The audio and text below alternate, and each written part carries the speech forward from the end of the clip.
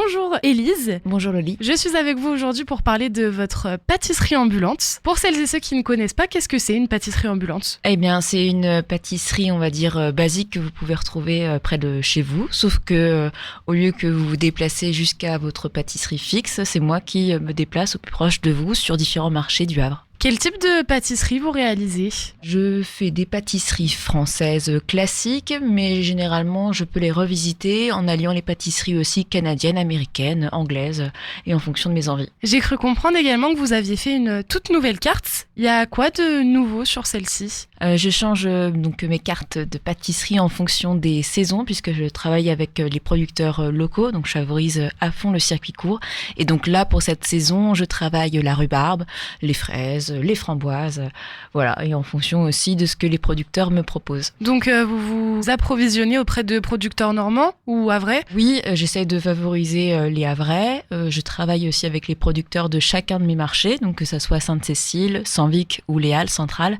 Et parfois, en fonction de l'affinité ou du feeling que je peux avoir avec le producteur ou par rapport à son savoir-faire, je travaille avec lui, notamment aussi un producteur de Manéglise qui propose ses fruits essentiellement bio, sans pesticides, etc.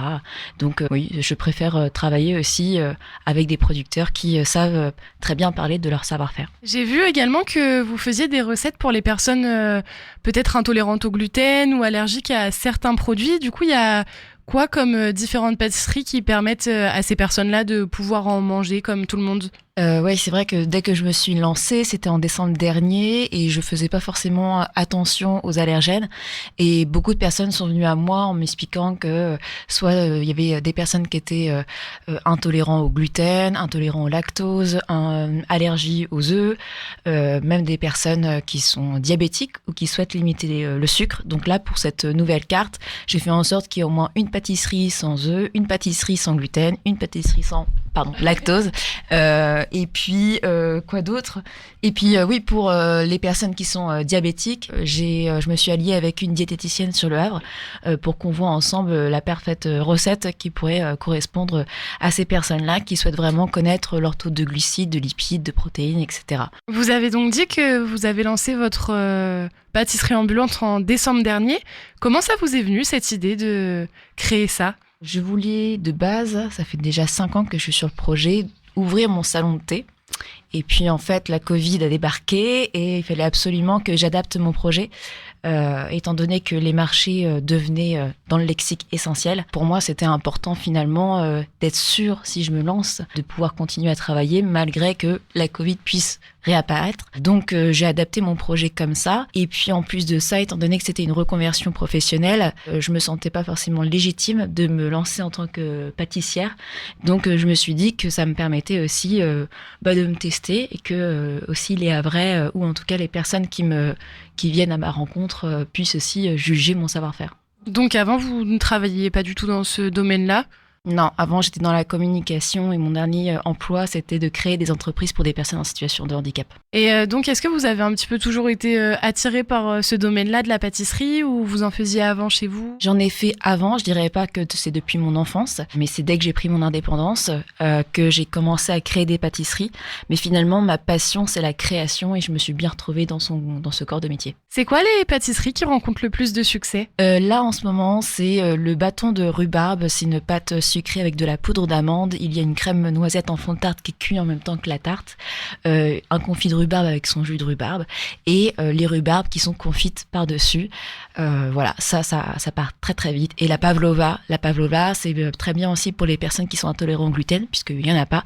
C'est une meringue française avec un peu de chocolat blanc, un coulis, enfin plus une compotée de framboises maison avec une crème mascarpone et puis les petites framboises fraîches par-dessus. Où est-ce qu'on peut vous retrouver alors ? Vous pouvez me trouver chaque vendredi à Sanvic, près de la Poste, le samedi à Sainte-Cécile, en plein milieu de la place de la Liberté, et le dimanche aux Halles centrales, près de la Caisse d'épargne. D'accord, et donc quels sont vos projets pour l'avenir ? Est-ce que vous aimeriez peut-être ouvrir votre propre pâtisserie maintenant que vous avez un petit peu d'expérience ou rester sur ce concept-là de pâtisserie ambulante ?